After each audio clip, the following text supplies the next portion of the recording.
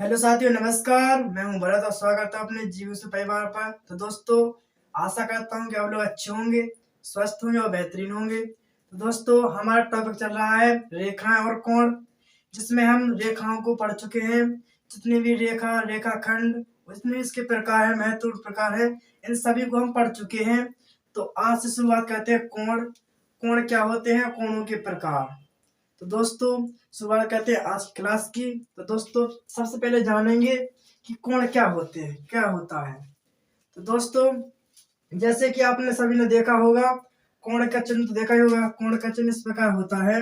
तो हम इसी प्रकार से ऐसी डेफिनेशन इसकी कह सकते हैं कि किसी बिंदु से दो किरणों के बीच झुकाव को ही कोण कहते हैं। तो इसको हम इस प्रकार लिखेंगे। बात करते हैं कोण की। तो यहाँ लिखेंगे कोण के बारे में लिखेंगे। तो यहाँ लिखेंगे किसी बिंदु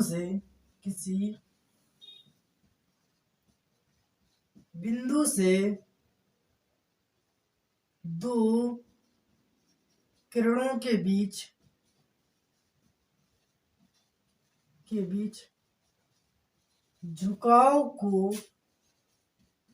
झुकाव को कोण कहते हैं। कोण कहते हैं। इसको हम इस प्रकार दर्शाएंगे, जैसे कि कोई बिंदु ये है, यहाँ एक कोई किरण ये है और एक दूसरी किरण ले लेते हैं ये। तो इन दोनों किरणों के बीच जो झुकाव है, यानी जो झुकाव बीच का जो दूरी है, बीच की झुकाव है, तो इसको हम कोण कहेंगे। उसका इसी प्रकार इसे हम इसी चिन्ह से प्रदर्शित करेंगे। इसे इस चिन्ह से प्रदर्शित करते हैं, दर्शाएंगे, करते हैं। मान लेते हैं कि कोई वो बिंदु है और ए और बी किरण है। तो ये हमारा कोण के बारे में हो चुका है। अब बात करेंगे हम कोणों के प्रकार। कोण कितने प्रकार के होते हैं, तो देखते हैं। पहले लिखेंगे कोणों के प्रकार। कोणों के प्रकार। कोणों के प्रकार में सबसे पहले जानेंगे हम कोण की शुरुआत कहां से हुई। तो सबसे पहले होगा शून्य कोण। शून्य कोण। शून्य कोण किसे कहेंगे? तो दोस्तों, शून्य कोण से कहेंगे वह कोण जिसकी माप 0 डिग्री हो, उसे शून्य कोण कहते हैं। शून्य कोण कहते हैं। जैसे कोई दो किरण है किसी बिंदु पर, एक के ऊपर रखी हुई है, मतलब उनके बीच बिल्कुल भी झुकाव नहीं है। उनके बीच की, दोनों के बीच की दूरी कितनी है? 0 है, यानी कि उनकी शुरुआत बिल्कुल भी नहीं है। तो ऐसे कोण को कौन सा कोण कहेंगे? उस कोण को हम शून्य कोण कहेंगे। मान लेते हैं कोई बिंदु ए है और ए भी दो किरणें हैं, जिनके बीच की दूरी या झुकाव बिल्कुल भी यानी ना के बराबर है। तो ऐसे कोण को हम शून्य कोण कहेंगे। तो इसके बाद होगा हमारा शून्य कोण के बाद न्यून कोण। न्यून कोण। तो न्यून कोण में लिखेंगे वह कोण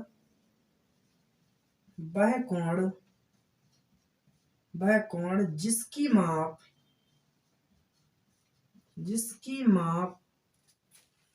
0 डिग्री से अधिक और 90 डिग्री से कम हो, तो ऐसे कोण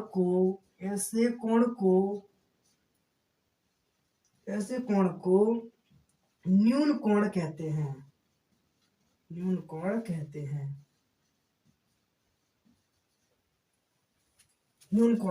इसको हम इस प्रकार दर्शाएंगे। कोई किरण है, मान लेते किसी बिंदु से ये किरण है, तो इनके भी झुकाव कैसा होना चाहिए? यानी 0 से अधिक, यानी 0 से ज्यादा होना चाहिए और 90 से कम। तो हमारा यहाँ से मान लेंगे 90 से कम मान लेते हैं ये 45 डिग्री मान लेते हैं। तो हमारे ऐसे मान लेते हैं कि कोण को थीटा से बेस कहते हैं। तो थीटा की वैल्यू माने तो कोण कहाँ से बनेगा हमारा, न्यून कोण की वैल्यू कहाँ से होगी, तो हमारा 0 से अधिक यानी कि 1 डिग्री भी हो सकता है, 2 डिग्री भी हो सकता है, 3 डिग्री हो सकता है, 4 डिग्री भी हो सकता है और 5 डिग्री। यानी कि इसका कोण का मान कितना होगा, न्यून कोण का 90 से कम यानी कि 89 डिग्री तक होगा। तो यानी कि जो 1 से 89 के बीच में जितना भी कोण बनेगा तो ऐसे कोण को हम न्यून कोण कहेंगे। इसके बाद पढ़ते हैं हम अगले कोण को। तो अगला कोण होगा हमारा समकोण। समकोण किसको कहते हैं, तो वह कोण होगा इसमें, वह कोण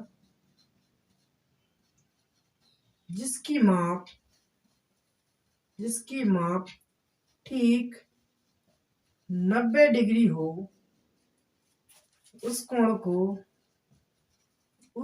को समकोण कहते हैं,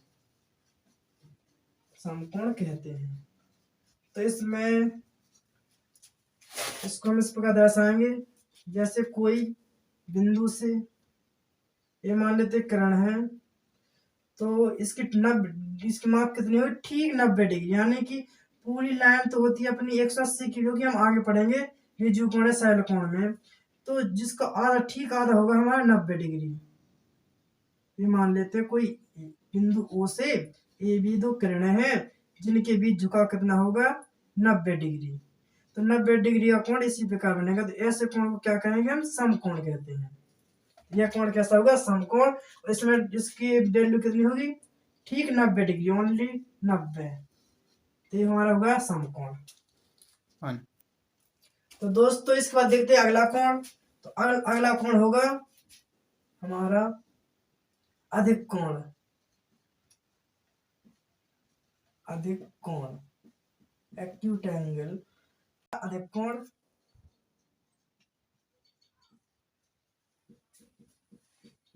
कोण किससे कहेंगे, तो इसमें लिखेंगे वह कोण जिसकी माप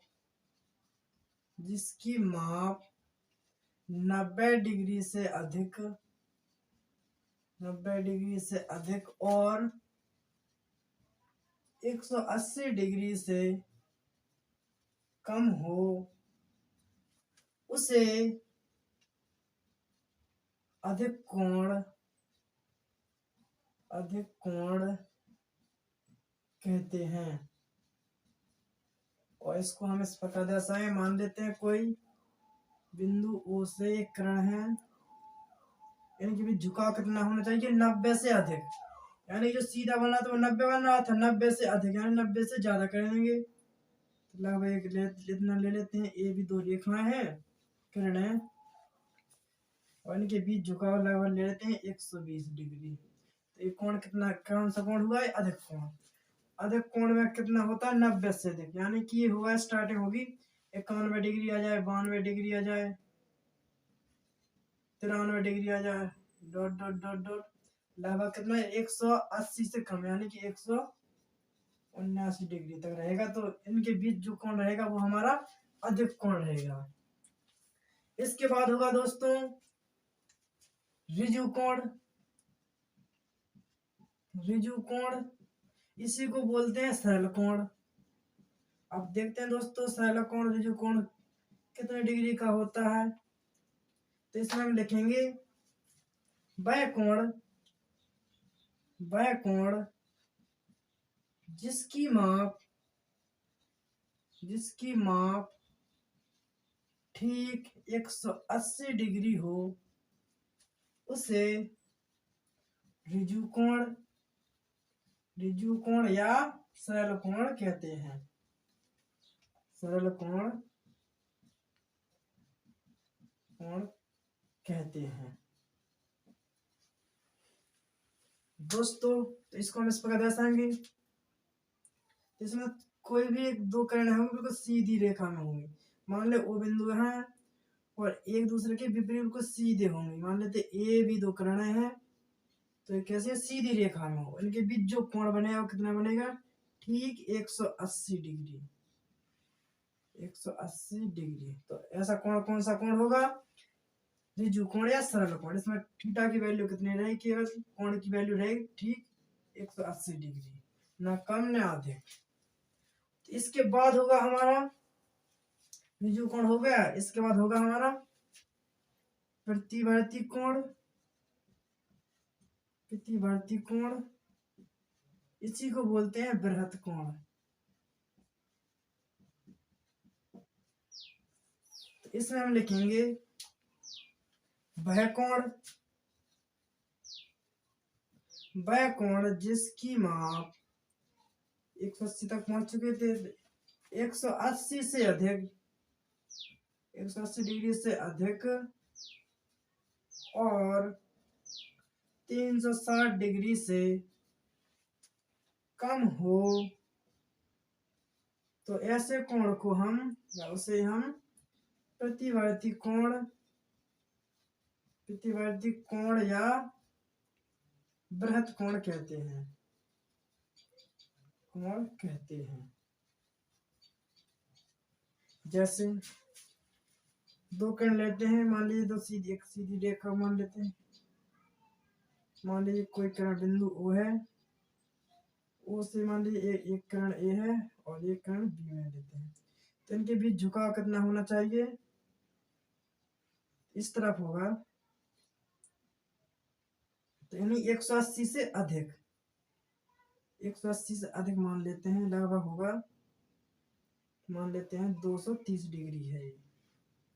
तो इसमें देखो कोणों की वैल्यू थीटा की वैल्यू कितनी होगी, 180 से अधिक, यानी ले सकते हैं 181, 182, 183 और dot dot dot dot dot कितने कहाँ तक रहेगी, 360 से कम रहेगी, यानी कि 359 तक जो कोण बनेगा वो बनेगा हमारा प्रतिवर्ती कोण या बृहद कोण बनेगा। तो दोस्तों इसके बाद होगा हमारा संपूर्ण कोण, यानी कंप्लीट एंगल, संपूर्ण कोण। तो संपूर्ण कोण में लिखेंगे वह कोण, वह कोण जिसकी माप, जिसकी माप ठीक 360 डिग्री हो, उसे संपूर्ण कोण कहते हैं, कहते हैं। जैसे कि कोई O बिंदु से एक किरण A है और कोई एक किरण B है, तो यहाँ इनके बीच B है मान लेते हैं, तो यहाँ से इससे कोण ने एक किरण ने शुरुआत की थी और वहीं की वहीं आ गई, यानी कि इनके बीच जो कंप्लीट एंगल कितना बनेगा, 360 डिग्री। तो 360 पूरा कंप्लीट, जहां से शुरुआत हुई थी वहीं तक एक किरण आ चुकी है। तो ऐसे कोण कौन सा कोण होगा, हमारा संपूर्ण कोण। इन कोणों को हम एक बार दोबारा से समझते हैं। इनके लिए कोणों के लिए हम जो घड़ी होती है तो घड़ी से अच्छी तरह समझ सकते हैं। जैसे कि हमने शुरुआत से बताया है कि किसी बिंदु से दो किरणों के बीच झुकाव कोण कहेंगे। जैसे कि मान लेते हैं कोई किरण ए थी, ए है और एक दूसरी किरण बी लेते हैं, बी लेते हैं, ये ओ बिंदु है। जब इनके बीच बिल्कुल भी झुकाव ना हो, यानी कि 0 डिग्री हो, बिल्कुल भी झुकाव ना हो, तो ऐसे कोण को कहेंगे शून्य कोण। और जब इनके बीच झुकाव लगभग 0 से अधिक हो और 90 डिग्री से कम हो, यानी कि 90 से कम हो, ये रहा सीधा होगा, बिल्कुल 90 डिग्री पे जाएगा। तो इस जो सीधा होगा वो तो बनेगा समकोण, और समकोण यानी कि जो 90 से कम हो और 0 से अधिक, तो इनके बीच में जो भी कोण बनेगा वो कैसे कोण होंगे, न्यून कोण। वो जो 90 से जो समकोण से अधिक 90 से अधिक होंगे और सीधी लाइन होती है हमें 180 की, वो 180 से कम हो, तो इनके बीच जितने भी कोण बनेंगे वे होंगे हमारे अधिक कोण। और जो सीधी रेखा में होगा वो होगा हमारा ऋजु कोण या सरल कोण, ऋजु कोण या सरल कोण। और हमने इसके बाद पढ़ा है कि जो 180 से अधिक हो और ठीक 360 से कम हो, तो इनके बीच जो भी कोण बनेगा यहाँ पर ऐसे ही बनेगा यहाँ से तो ये ऐसे कोण कौन सा कोण होगा? प्रतिवर्ती कोण, प्रतिवर्ती कोण या बृहत कोण। और जब कोई एंगल वही रेखा वहीं से वहीं तक घूम जाए, जब पूरा हो जाए तो यहाँ से यहीं तक घूम जाएगी तो पूरा वो कोण कंप्लीट हो जाएगा, तो वो हमारा संपूर्ण कोण होगा। तो हमने कोणों में यही पढ़ा था अभी तक, जितनी भी कोण पढ़े, यानी कि शून्य कोण से लेकर संपूर्ण कोण तक किया है। तो दोस्तों आज की क्लास में रहेगा बस इतना ही।